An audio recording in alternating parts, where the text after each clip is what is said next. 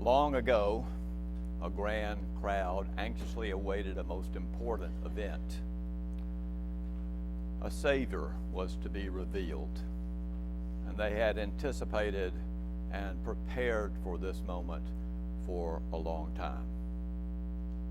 I'm speaking, of course, of that day long ago, Saturday, July 23rd, 1957.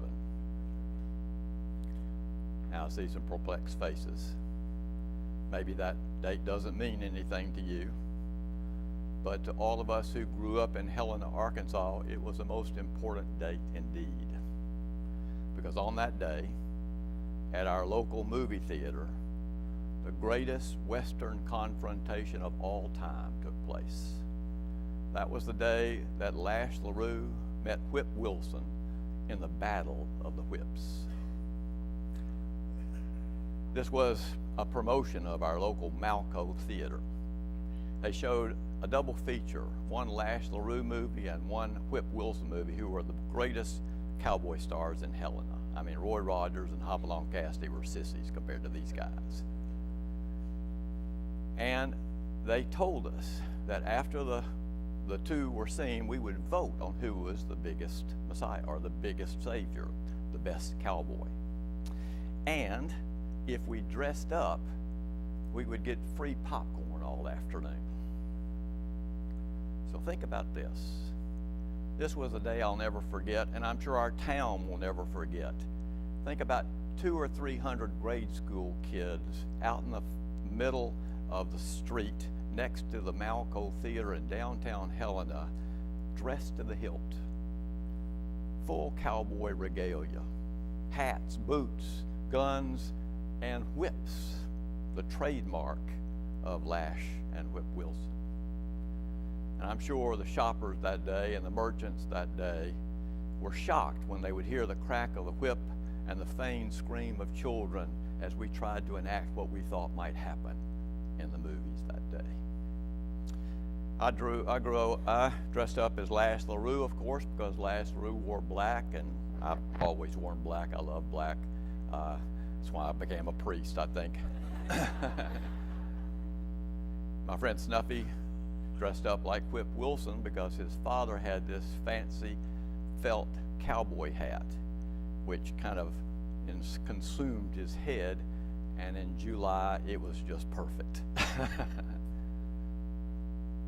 I think Lash LaRue won the event, but the truth is that we loved them both.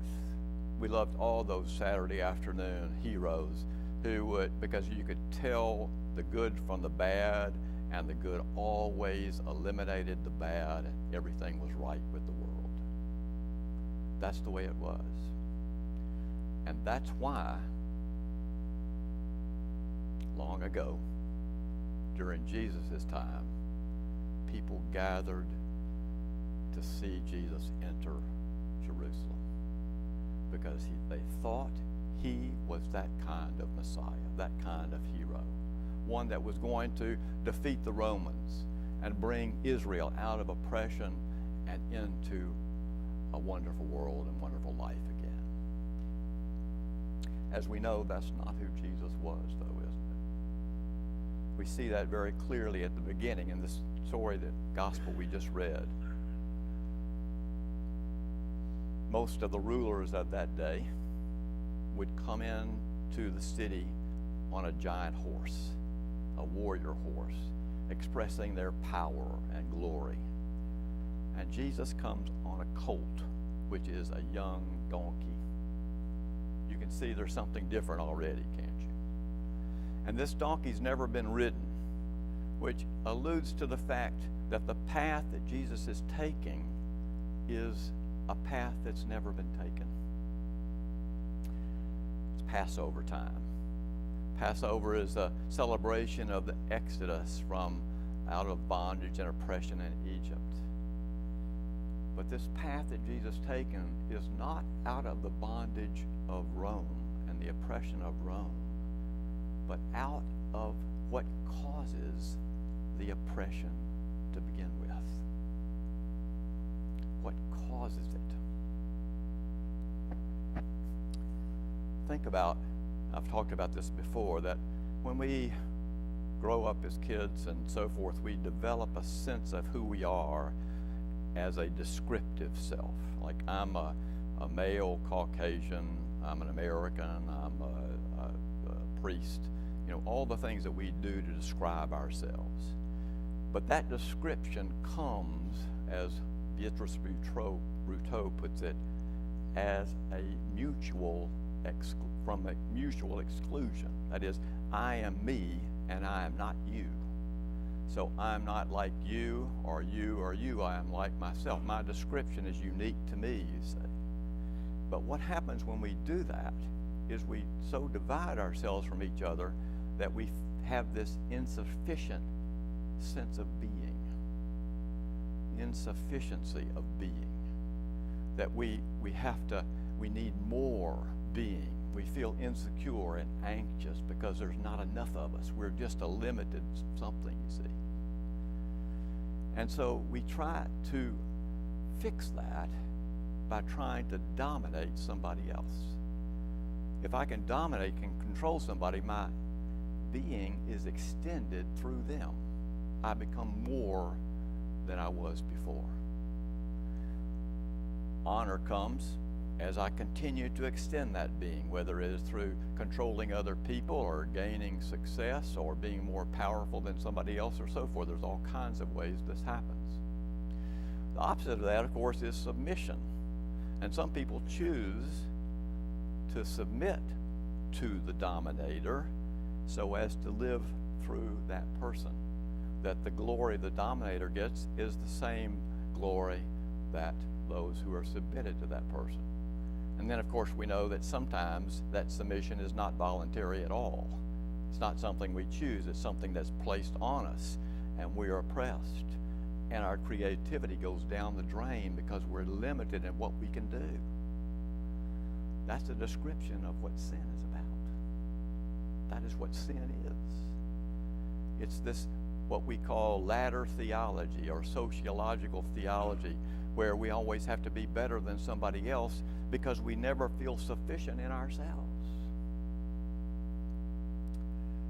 Jesus doesn't feel that way. This is why Jesus is different. Beatrice Ruteau says that his identification in a different path comes at his baptism.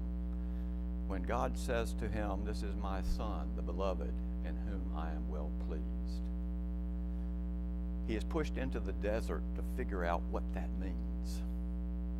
And she says what he comes back with is this: that those words spoken were not spoken to him individually, but to him as Adam, as the new Adam, as the new representative of humanity, saying that everybody is a son and daughter of God.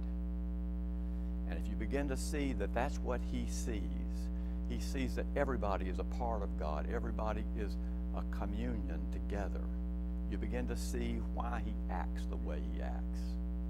He talks with women in public when you're not supposed to do that. Why? Because he sees them as equals. He touches lepers.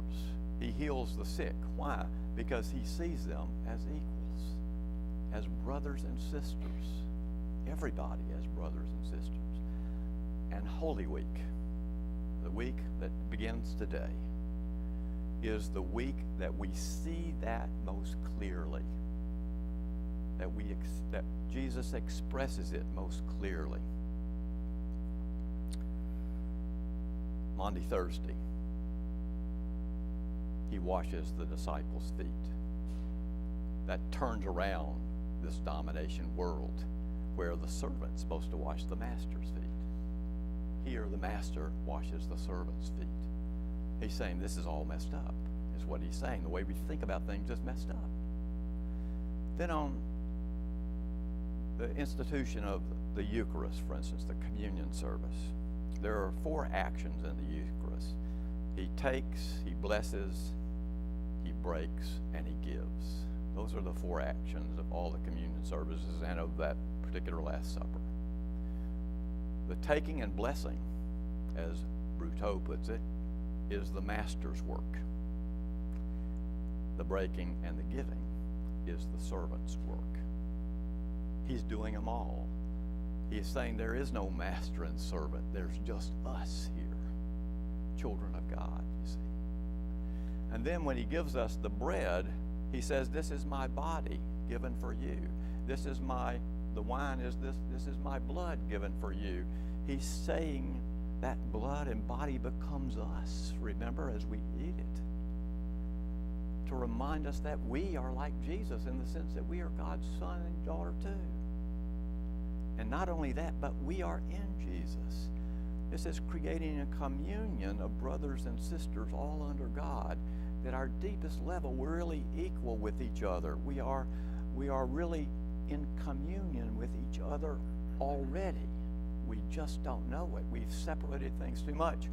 And when you begin to have that vision of reality, you don't need more being, because you're already got all the being there is. So you move from looking at the world in scarcity to looking at it in abundance. You have being everywhere, and you can become yourself. This is the exodus that Jesus is about, and you see it everywhere, especially in the Passion narrative.